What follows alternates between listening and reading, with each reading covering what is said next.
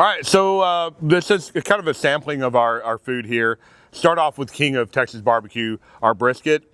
That is a salt and pepper blend, nothing else added to it. We actually, our binder is just warm water. We don't even use a mustard or pickle blend for it. We use a really good quality salt, really high quality pepper out of Austin for Southern style spices. Smoked with mesquite. It's an Texas raised and slaughtered A4 Wagyu from Heart Brand. It's 100% Akaushi. And then we have our, well, I guess you could talk a little bit more about it. This is our gochujang ribs. I'll let her go deeper into that in a moment. And then we have a hatch chili queso sausage that we do seasonally and a bulgogi sausage. So our pork rib, the gochujang pork rib, this one we marinate it with our gochujang sauce and smoke it, and after we smoke we sauce it and we caramelize with torch. That's how we make our gochujang ribs. And the bulgogi sausage, how did it come up with? Well, we top these with sesame seeds and chives. Yeah. Which sausage? The bulgogi? Bulgogi sausage. Bulgogi sausage, we want to do something like Korean influence. And we talked about it for years. About it, but we made it, and at first it didn't work out because I used a soy sauce and it got too mushy. Wouldn't bind very well, caused the meat to break down. Because of the liquid. And then we found out that there is another way to do it. So we ran into I forget his name. Sorry, man. Ryan. Adam's extract. Extract at Camp Brisket, and he beelined for Boo as soon as he saw her, and was like, "Hey, we make this soy sauce powder now." And so it's just a dehydrated soy sauce, and we was like, "Oh, we'd love to try that." And so we immediately thought, let's try that in the bulgogi sausage. So that's how we made it, and it worked out. So it's an all beef with a pork casing used from our brisket trim, and then the hatch chili queso was just one. We really love hatch chili. We wanted to do something seasonal, and that's how that came about. So we'll do that for 3-4 months a year as long as we have enough of it. And then her glorious sides, all house made. Mac and cheese. I use 3 different cheese on that one, and then I use smoked Gouda, the one we are using for our what is that? Brisket. Grilled cheese. And this one is our kimchi fried rice, and then cucumber salad, Korean cucumber salad. I didn't invent this. These are my sides from like when I grew up. I ate this growing up. When you go to Korea, white people call this cucumber kimchi, but it's not technically kimchi because it's not fermented. I believe kimchi means pickled or fermented. I guess. I don't know. You should know. Mac and cheese is baked, and then the kimchi fried rice. My mother-in-law and my wife actually ferment the kimchi in-house for that. Howdy, my name is Lance Eaker with Eaker Barbecue here in Fredericksburg, Texas. Just going to give you a little tour of our little place here and show you what it's all about.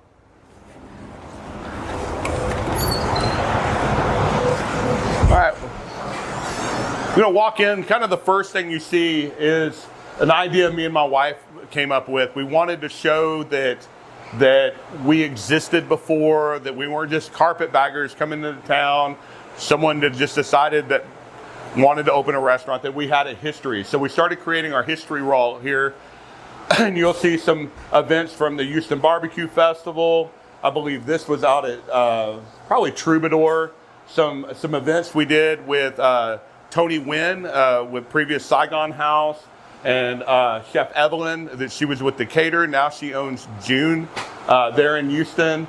And just there's our picture that actually Chris Reed took that photo the first time he visited us at Truck Yard. So we just wanted to kind of show that we had some history here. And we've slowly added a few items, like we got our buddy here, Andy Knudsen. We've done a couple events with him. Well-known chef out of Dripping Springs, Austin area. We got our first brisket class that we did here. This is a picture of the guys out there. And just kind of an idea of some of the food that we've done. This is one of my favorites. This was taken, I just lost his name. I hadn't seen him in so long. He's with White Beard Photography. he took this photo. This bite won us People's Choice at the Austin versus Houston Throwdown in Houston. Second judges, and just kind of an idea of some of the things that we've kind of done here. Just kind of show that we exist, that we are a family-run business. You'll see my oldest here, and then here. You see how much they've grown. This is them helping us at a festival. Brandon works in the restaurant a couple of days a week, more often during the summer. Bradley's, we're slowly bringing him in. Hey, come on in. Good to see you, brother. How you doing? Good. This is us winning a buckle at the Houston Rodeo Uncorked Best Bites. That was literally 2 weeks before COVID dropped.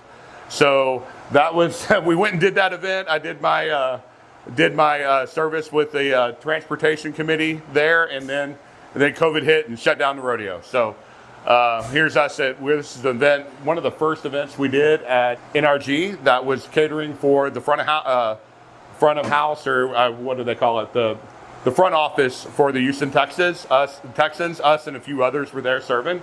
So just kind of give you an idea of what's going on here, that we have history.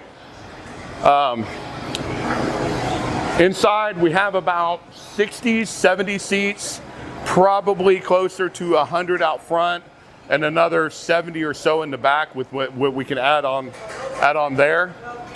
Kind of give you an idea of what we're running menu-wise. Sorry for the noise. We're open, trying to sling some meat. Currently, we're using a Heart brand A4 Akuushi Wagyu brisket. That we have that on the menu, which is kind of big upgrade from what the primes that we've used in the past. Kind of what we're become known for. My wife is Korean, and we've implemented some of her culture and her food into our menu. I like to say that we're a Korean complement, not really a fusion. But there are some fusion items on the menu, like our gochujang ribs. So you'll see those in a lot of the photographs because they're very colorful, they're very different. I think we're the only ones that are doing them. They're very traditional, with the exception we smoke instead of grill and mop them. But other than that, we ferment our own gochujang paste for the sauce, which I would bet that over 90+% of Korean restaurants don't do. Of course, we have our dry rub, kind of the old school Texas dry rub style.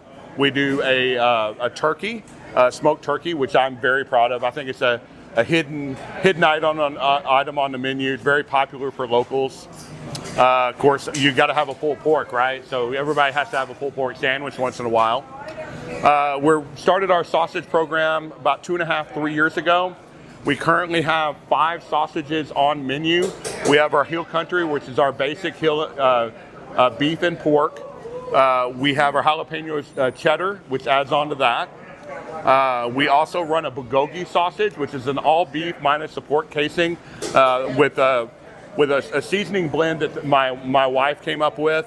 A lot of trial and error with that one to get it to where we wanted it to be, but we're trying to get that flavor, like when you go to a Korean barbecue joint and you're grilling it and you have the bulgogi on that little table, you get some of that flavor into it, and I think she nailed it. We also run a boudin, which is an all brisket, pre-smoked. Half of it goes into the braise, half of it's left chunked in the sausage itself. And then kind of an item that is seasonal, we do a hatch chili queso, which is one of my favorites, if not my favorite sausage. So that, and then for a small restaurant, we're running a lot of proteins, a lot of sides. We got your traditional potato salad, your coleslaw, your borracho beans, your mac and cheese, but we also do house fermented kimchi fried rice, and a Korean cucumber salad. And to just keep crazy with it, with our brisket trim that goes into our sausage, we have some left, and we'll do that for a smoked burger every day. And then we do different specials every single day. They vary. Wednesday's always a baked potato. Thursday, Friday is whatever we decide. Thursday, we usually do a fun burger. Friday, we'll usually do something kind of Asian inspired. And then on Saturday and Sunday, we do whatever pork belly that we're running for that week. I'm trying to remember what this week's is. Jalapeno bourbon is what we're doing this week. We'll do that on Saturday and Sunday, and then Sunday we also do a meatloaf. We run 4 desserts. We're running a chocolate chip cookie, salted chocolate chip cookie, a gochujang cookie, or a spicy Korean cookie is which I like to call it, lemon cookies, and we also do a boozy banana pudding made with Garrison Brothers. And that's all made in-house. We do, the only things that we don't make in here are the bread, and I'm working on a program for that, and the pickled jalapenos. Everything else we do. We pickle our own pickles. We do our own pickled onions. All our sauces we make ourselves. And we're not making the elbow for the macaroni, but we're baking and making that mac and cheese ourselves. So we're running a traditional cafeteria style line. We have our menu up here at the top.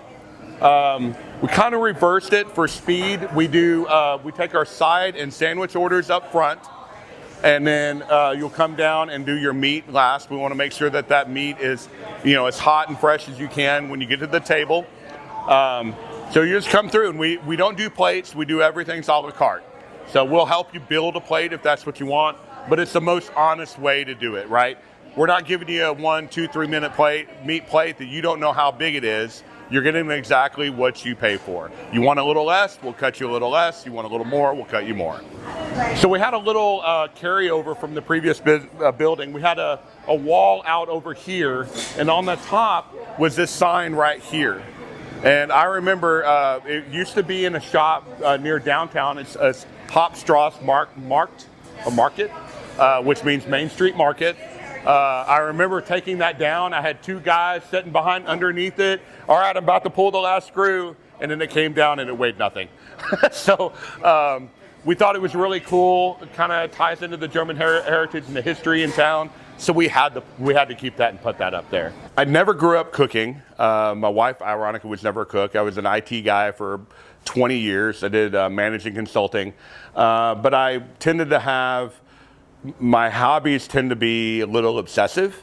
I did home brewing, which got pretty crazy. It took over a room of our house. My wife was super aggravated with that. We were even approached about opening up a small brewery, like restaurant type scenario that I knew that my capabilities were not going to be where the market was going. I'm not a chemist. But I started cooking when we rented our first house. I got a little grill that we had in the backyard. And then when we bought our first house, I was like, okay, now I own a house, born and raised in Texas, I need to have a smoker in my backyard.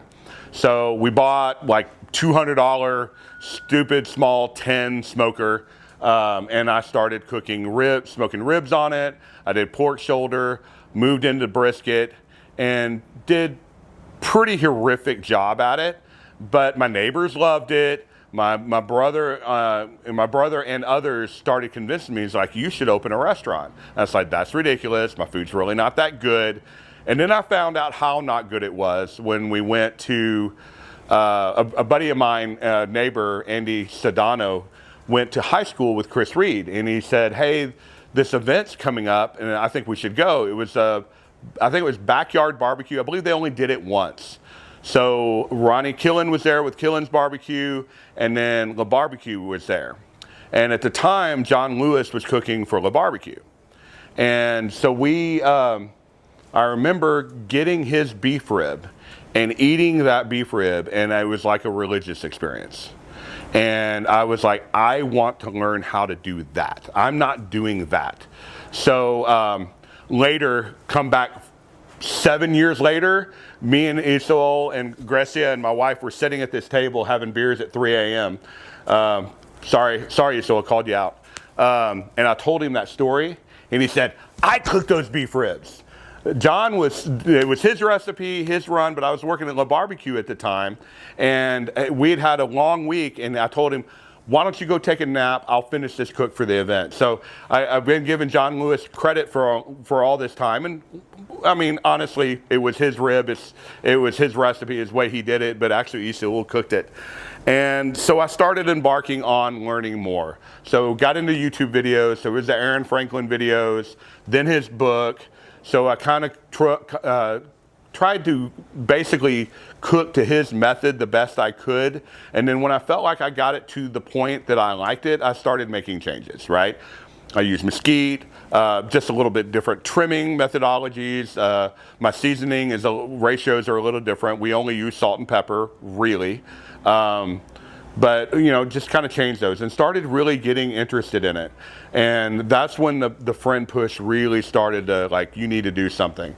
And I was getting to a point in my IT career where I was just kind of done, right? I didn't love it anymore. It was a nice paycheck every 2 weeks. Healthcare is great. 401k is great. So I decided I wanted to work twice as much and make half the money and jump into barbecue. So in 2017, we ordered our truck at the end of 2017. Actually, it would have been 8 years to right about today, right about this point. It was November 11th, I think, is when I left my job in 2017. And we did farmers markets while we waited for the food truck. We did the Maryland Farmers Market was the main one we did. We'd sell briskets out of the trailer. And then we just kind of went from there. We got the truck delivered at the end of January. Our very first service day out of the truck was February 4th, 2018, Super Bowl Sunday. I had my first sellout, so that was pretty cool. Had no idea how much to cook or whatever, but you know, these 95% of the people came through were friends and family, right? So that's where you kind of get your start. Your friends and your family support what you do, and then give you enough legs to move forward and start to, you know, make yourself attractive to everyone else. And so that's kind of where it began. It just a home cook. I never worked for anyone. If I were to do it all over again, I would have volunteered for festivals. I would have called some of the guys, like Grant Pinkerton was big at the time, Ronnie Killen, those guys, and I'm forgetting a couple of names, were big in Houston at the time, that I didn't realize it then, but if I had gone to them at that point and introduced myself, they would have totally said, yeah, come on in, I will teach you some things, you can do some work for free, whatever. I would have learned so much more, and it probably would have made my voyage here, or whatever term we're going to look for, my travel, my journey here a lot easier. But basically, it was just cooking on my own, and just ate at a bunch of barbecue places to kind of get an idea of where everyone was at and where I wanted to be. Kind of the craziest part of it is when we made that decision for me to quit my job, I put in a 3-month notice, had a very good relationship with the owner and some of the management, and wanted to make sure that the transition went well, plus needed time to get the truck and this and that. And the plan was, my wife was a fashion designer. She was the fashion designer for an upscale boutique brand, baby clothes. And so we had planned 2 years of her continuing to work, and I would run the food truck, and if I could break even on the food truck, we would be okay. Because we had a mortgage, we had kids, my mother-in-law lived with us, so we had a lot of expenses for a food truck to support. Well, 2 weeks, almost to the day that I put in my notice, so still working there, my wife gets laid off. She had been with them for 14 and a half years, and she was the only designer. There was no indicators it was coming. 2 weeks later, they let off their warehouse manager and then another high position. So basically, based on salary, they started laying people off every 2 weeks. And ultimately, the plan was to sell it. So now we're all in, and we're having to make this work. So that's kind of the craziness of it. We like to say that we've gone all in twice. So we went all in with the food truck, and then when COVID hit, we needed to make a decision. We needed to pivot. We went all in again. We sold our house, got the little bit of equity that we had on that, and was able to piece together. And we built this restaurant out for less than $150,000, where you have guys that are building in the 3, 6, and 8 million marks right now. Now we've all obviously added to it since we've opened. We've added 2 5-ton units on the roof, AC units. We've added a walk-in. We are using a Lucky Linker sausage stuffer. So we've added equipment and things slowly over time. If I had my way, I would have been much better off if we had been capitalized better and could have bought those things up front. But we're just pushing through it and doing what we can. The building was a big piece of it, and owning the property in this town. Rents are crazy, and they go up every single year, sometimes doubling in every 2 or 3 years. So we've been able to cap that off, and we know what that's going to cost us every month, and that's not going to change. So we're a little different. I mean, we're Central Texas style all the way up to and stopping at the wood we use. I grew up in South Texas, so my dad cooked with mesquite, so I have that in my, need to be in my palate. It's more flavorful than post oak. We're cooking with it. It's sourced here out of state. It's actually coming out of Gonzales. But we use only mesquite. Now, when we're running smaller pits in Houston, I would have to blend it with post oak. But since we're running larger 1,000-gallon tanks that won't take on the smoke imprint like your smaller pits would, we can get away with all mesquite and still have to run a cold smoke to get enough smoke flavor into the meat. So we got my babies here. I like to call them my mistresses. My wife knowingly helped me pay for, right? So this is my midlife crisis sitting in this room right here. So instead of a Corvette, getting rid of my wife for a younger woman, I kept an amazing wife, and I just inherited pits. So these are my Corvettes. Still have the same lovely wife, thank God. They're both in Texas, and we also have a trailer that is a 500 with a live fire, but Syntex built this as well. I think he's the best builder in the business. I'm not trying to throw shade at any of the other guys, but I just love his pits. We call this one Miss Lucky. This is when we first figured out we were moving here, I needed to get 1,000-gallon. And our friends in Houston,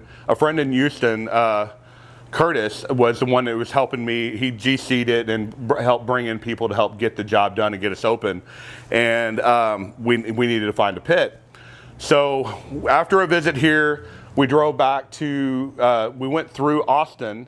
Actually, it wasn't Austin. It was, I ended up being Round Rock. I can't remember which town it was. But it's when John Brotherton was part owner of Liberty Barbecue. We stopped by and saw him, and I was telling him my dilemma. Like, I've reached out to all the main guys, and they're all 8 months to 18 months out, and I need something in the next 3 or 4 months. And John told me, he's like, have you heard of this guy, Michael Johnson with Syntex? And I said, I haven't. He said, I think he might be building some of the best, if not the best, pits on the market. He's new. Ronnie Killen just ordered 2 1000s for his Woodlands location.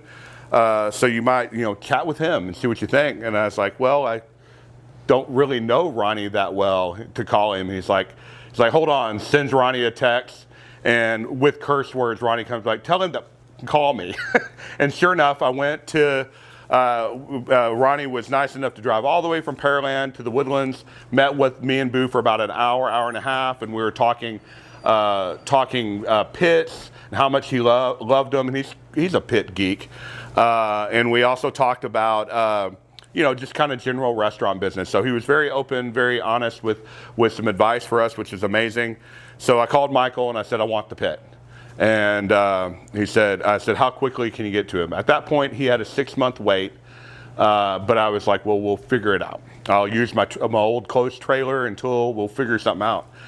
So about a month later, he messaged me. He's like, are you serious about the pit? And I was like, I told you I am. I'm just waiting for you to send me a contract. He said, well, I have an opening. There, ironically, a guy came up. He's out of South Korea.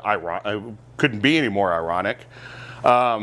He'd been pressuring me to get a pit, and now that his time came up, I've been messaging for a month, and I have not heard anything back. So I can either give you the slot. Come on through. Got to feed the beast. Joel here's taking care of the fire. Still have briskets on there for tomorrow. So he said, well, I have this open. I can either give you that slot, or I can just bump everybody up in line. I was like, man, it would be huge if we can get it that much earlier.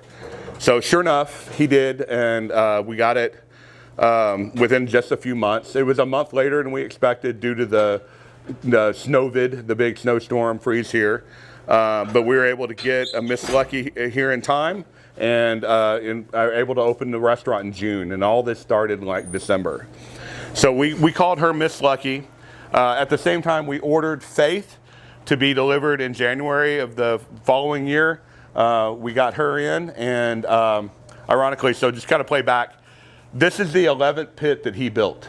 So I have number 11, this is 17, and when we moved here, I was talking to my business neighbor over here, and I was telling him about our plans as we're doing construction, like what we were gonna do.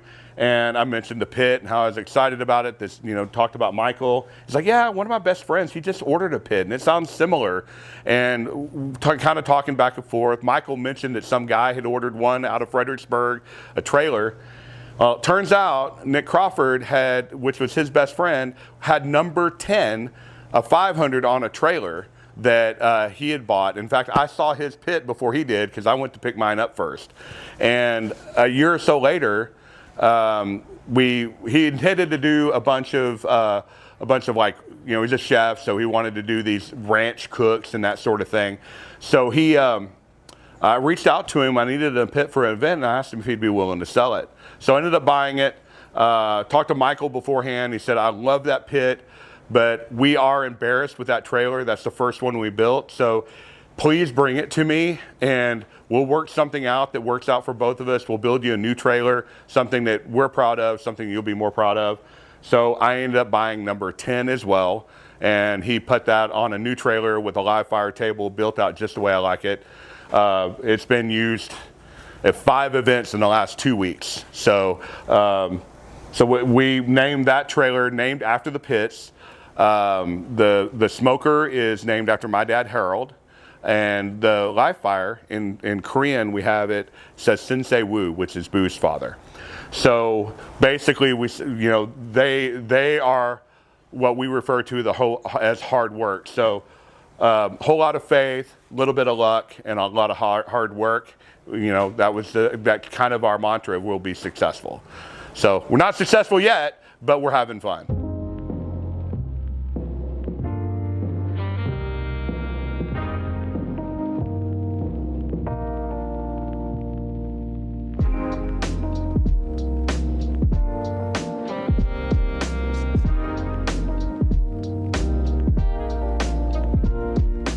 So what we have back here is probably the most valuable piece of our real estate, and definitely the most underutilized that we have. We're sitting on 0.38 acres on Main Street in Fredericksburg.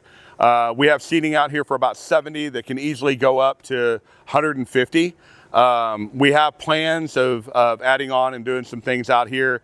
Just been so busy, it hadn't fully come to terms yet. But we do events back here. We've had road and track experiences. Have had 2 events here so far in the last 4 years. They come out every 2 years. We've had wedding rehearsal dinners. We've had several of those, family reunions, that sort of thing. So that's something available. Obviously, you decide to rent it out, we're going to clean it up where it looks a little nicer. The weather hasn't been such that it's been utilized a whole lot. Of course, we do have almost 100 seats out front, so people might just see that and stay out there. But this is something that we'll eventually expand upon, maybe add some TVs. We already have a little bar that existed before that came with it. So thinking put us a nice big Yeti back there, sell some beers, maybe some wine, run food out the back. The building is about 4,000 square foot. We're currently only in 2. The rest is just kind of storage and needs a lot of renovation to the tune of about $500,000 or plus. So future plans is to expand that and then to start utilizing this a little bit more. So obviously wine is a big part of the culture here. We do sell beer and wine. The main beer we sell is Allstat, which is a local beer. They're very serious about it. The head brewmaster lives in Germany. And I believe he visits quarterly. The brewmaster that is on staff day to day they literally imported him from Germany. All the equipment, so they make a great beer. They're very supportive of the community, so that's the one that we'll typically recommend. Shiner Bach is big on our menu. It's what goes in our abbraccio beans. It's just a great flavor add to that. And then, of course, you know, we sell a few of the local wines that we have relationships. We'd like to do more of them, but the market for wine and barbecue at lunch isn't huge, but it's something that you have to provide. So back in 2016, we set up an LLC to be able to buy pits and kind of start doing our thing with the intention of opening up a food truck and eventually a restaurant in Houston. We did run a food truck in Houston for 3 years, and then when COVID hit, our revenues absolutely plummeted. We were doing in 3 or 4 weeks what we would do in 1 day at, say, Truck Yard or Kirby Ice House. So we were put in a position that we needed to pivot. We were pretty close to losing our home due to a forbearance plan coming to an end. So we were planning a vacation to actually to hunt just outside of town here when New Braunfels Smokehouse was was shut down. So we started investigating moving to New Braunfels. Didn't quite feel it. We reached out to Chris Reed with the Houston Chronicle, the barbecue writer there, and just through text I asked him, it's like, if you're going to open up a barbecue restaurant in the Hill Country, where would you go? And he said Fredericksburg, and I responded, what about New Braunfels? And he said, yeah. And I inferred that he meant, no, I'm in Fredericksburg, and later inferred correctly through text. In fact, he was just here a few weeks ago, and we talked about that. So we did a quick investigation of the city. We hadn't been here at 15 years at that point, 20 years now. So it was a very different town. We looked at the size of it. We looked at, there was 5 barbecue joints here at 11.5 population. Didn't make a lot of sense, but I guess we were just immune to the fact that everything that was going on here. So we did some more investigation through looking at sales tax rolls and looking how the town was growing. And we made a trip down one weekend, me and my wife, and we went and tried all the places and kind of got a feel for it. And I think it was that first day there, she's like, I said, I'm here. I think we need to move. And she said, I'm almost there. Let's go to HEB. So we had to go, Boo had to know that the HEB was going to be legit and we were going to be able to get all the things that, not just for the restaurant, that we wouldn't be able to get through distribution, but for our home and to be able to cook the things that we wanted to at home. So walking through HEB, we make the turn to where all the cheeses and all that are for the charcuterie boards. We saw their wine selection. And I was like, she was like, that's it, we're moving. And to kind of recap, we had turned down 3 or 4 different food halls. We had someone offer to build us a restaurant outside of Houston, that all of these things and numerous other things that just didn't feel right. But we knew that not only we needed to pivot and do something different, but we needed a better place to raise our children than in Houston. So we made, and I like to joke now, I needed to move to put a little pink on my boys' necks. One of them's now a little pink, the other one's the youngest is full on redneck now. So it's been an amazing journey. We're very fortunate in finding this property for lease, which we have eventually bought. And the community has just really accepted us, which was something we were concerned with. We had initially thought that 70% of our revenue was going to come from tourism and the 30% from local, and it's been the opposite. You know, during the week it's primarily locals, and we were just talking earlier, Bryant just walked in and got his food for the first of 2 times this week that he'll come by. So the locals have been extraordinarily accepting, and we've become a pretty tight part of this community.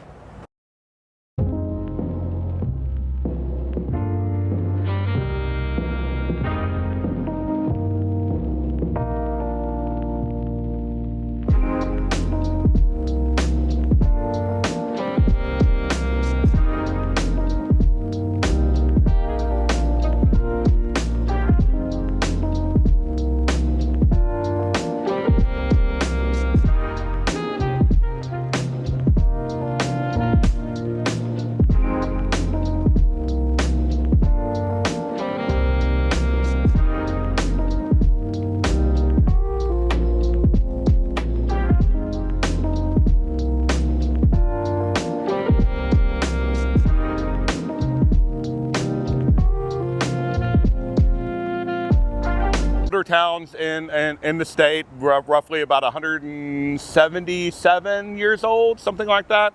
I believe they just celebrated their 175th a couple of years ago. Town's known initially mainly due to its German heritage, which they adhere to very much here. You got a lot of German restaurants, a lot of German-themed architecture in town. So we still have pretty big Oktoberfest and Best Fest and a few other German focused events. Also known for our peaches, and used to be antiques. We still have some of that now here, but peaches are very popular here. Peach stands all up and down the highway during prime season, and then of course, kind of a newer thing in the last 15 to 20 years, maybe even less, is the wine community. We have, I believe, a little over 75 wineries and vineyards here. If you add in tasting rooms, that goes well over 100. Number 2 wine tourist destination in the country behind Napa Valley. And we're starting to see some of the Napa Valley brands open up vineyards here as well. So you'll travel up down 290 and into some extent down 16 and a few other pockets around town. There's just wineries everywhere. So the largest producer, some of the largest producers in the state most of them are here. And that's kind of the gist of it. This is, it's in the middle of a lot of growth. When we initially moved here, or came here 20 years ago to visit, I think they had 2 wineries in play. It was mainly antique stores downtown, and that has quickly changed to being a wine destination, an event destination over the last 15, 20 years. So pretty amazing little place of town, still has a hometown feel to it.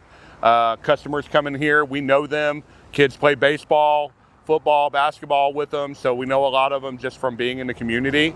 Very tight-knit, very supportive community.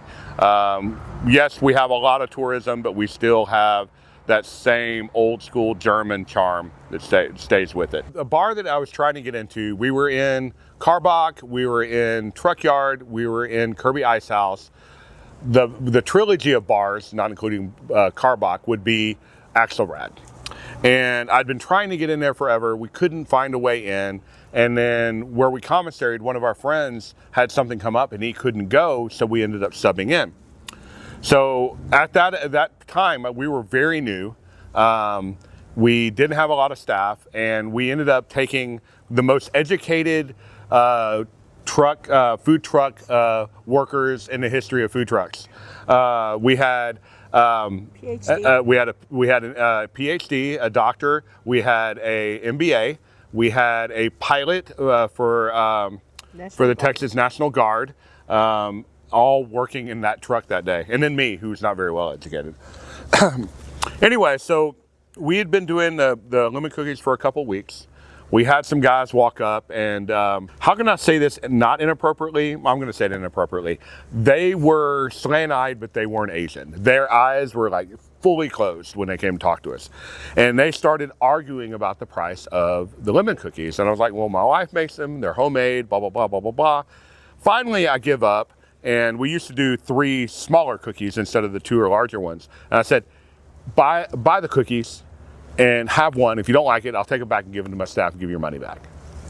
And he took a bite, and we're outside a good distance from the bar and the inside seating. He got very graphically excited about it, used a lot of choice words, very loud where people could hear in the back. So him and his 3 friends ended up buying out all of our lemon cookies at that point. So apparently, if you're in that state of mind, these are the way to go. They're very cloud-like, powdered sugar, very fluffy. You got the lemon flavor in it with the zest, and it's just, I don't know, cool story to go along with the dessert. I just want to give a quick shout out to Ben Sassani and the Turtle Box team. We're at Texas Monthly Barbecue Fest this last weekend, and he gave us, sent us these 2 speakers. We were already on the Turtle Box train. We have a Ranger, and we have a couple of Gen 2s in the restaurant that we use, but they were kind enough to send some others. you can't run a barbecue joint without some turtle boxes that you can leave outside. They can get rained on. We take them to festivals to add ambiance. We had a catering this last week that we had them out just to create some ambiance. So just a big shout out for them, and thank you for sending those to us. Hey, welcome to Eaker Barbecue. My name is Mo. I'm one of the pit hands. This is Joel. He's our lead pit hand. Today we're cooking brisket and pork belly. We cooked ribs, brisket burgers, turkey, everything else already this morning for the line. They're already in there being served. So these are A4 Wagyu briskets. The fat content on the Wagyu gives us a lot more flexibility on the cook.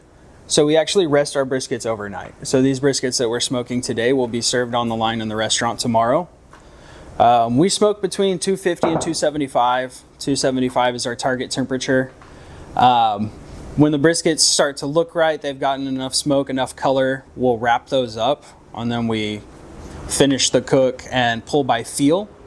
Rest them overnight at a little bit lower temperature, and then slice and dice on the board tomorrow. Saturday and Sundays we run a pork belly special, and so back here we've got pork belly that's trimmed and seasoned with salt and pepper. Those will smoke for 10 to 12 hours, be refrigerated back down to temperature, and then sliced and re-smoked with a glaze on for pork belly bites over the weekend. And then Sunday we also run a smoked meatloaf special. The pork belly is my absolute favorite. It's my favorite special we run here. This is my first pit hand job, but I've been working in restaurants for 13 years. I just spent the last 5 years in Colorado. I worked for Vail Resorts managing bars for a couple years. So alcohol sales is really my specialty. I've been in bars for over 10 years, but I started bartending at a place in Sugar Land called Jupiter Pizza and Waffle. So I'm big on fusion. Started getting into craft beer when I was 21, selling wine and also baristaing at that restaurant. Really fell in love with the craft beer industry. Made a lot of friends that were brewing beer for breweries during the craft beer boom in Houston from about 2011 to 2015. Jupiter Pizza and Waffle has two sister restaurants out there, Japaniro's and Guru Burger. And so I kind of started talking to the bartenders, decided that I wanted to move on and up with actual bartending. But then I took a job in a kitchen at a place out off 99 called Ramble Creek Grill. I spent a year doing prep and cooking on the line. Always loved the meat station, but all the prep work paid the same. So I spent a lot of time chopping sides, making pico de gallo, mac and cheese, the whole 9 yards. Fell in love with cooking, but front of house jobs pay a lot more generally. So I went back to bartending. I managed a place in Houston called Pink's Pizza, which y'all might be familiar with. I worked at the one on campus at the University of Houston. Started making friends with whiskey reps. So fell in love with Buffalo Trace, Blanton's, the whole 9 yards. If you're familiar with whiskey, you'll know all that good stuff.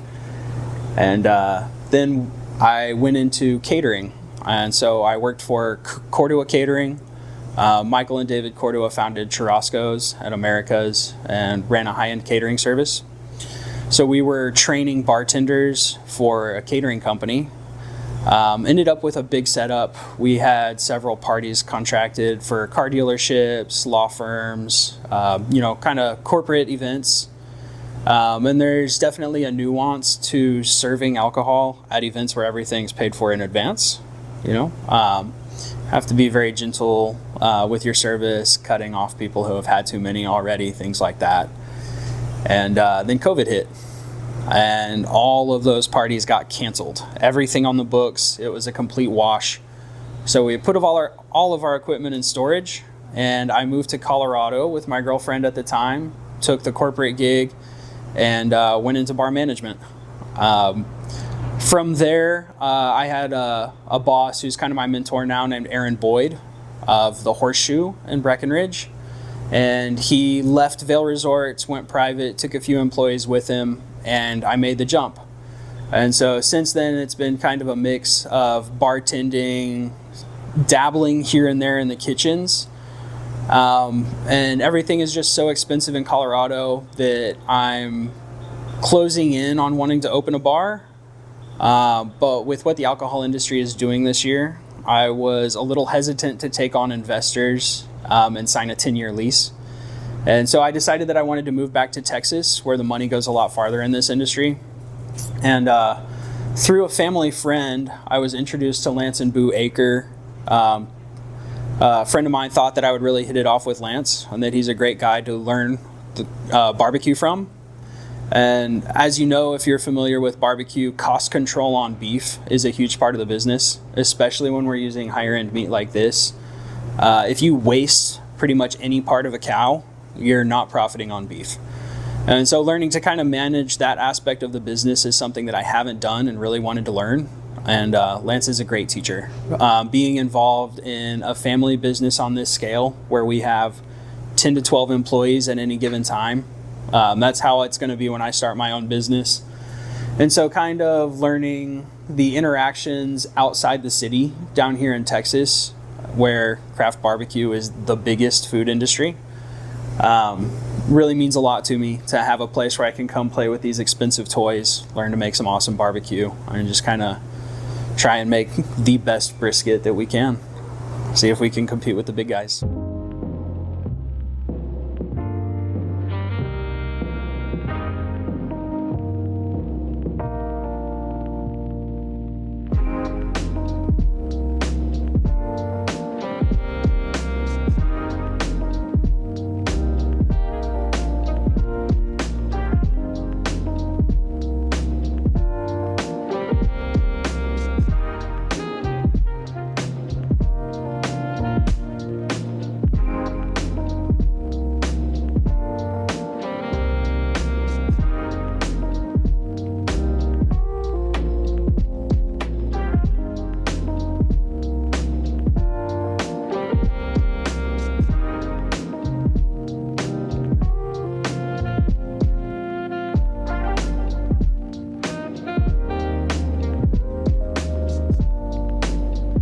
All right, Lance and Boo here again. Thank you, Kevin's Barbecue Joints, for coming out and visiting with us today. Just want to remind you, we're in Fredericksburg, Texas at 607 West Main Street. You can find us on social media at Eaker Barbecue on Facebook, Instagram. All of a sudden we got a lot of following on TikTok, so we should probably be adding to that. And occasionally YouTube, occasionally Twitter, X, whatever you want to call it.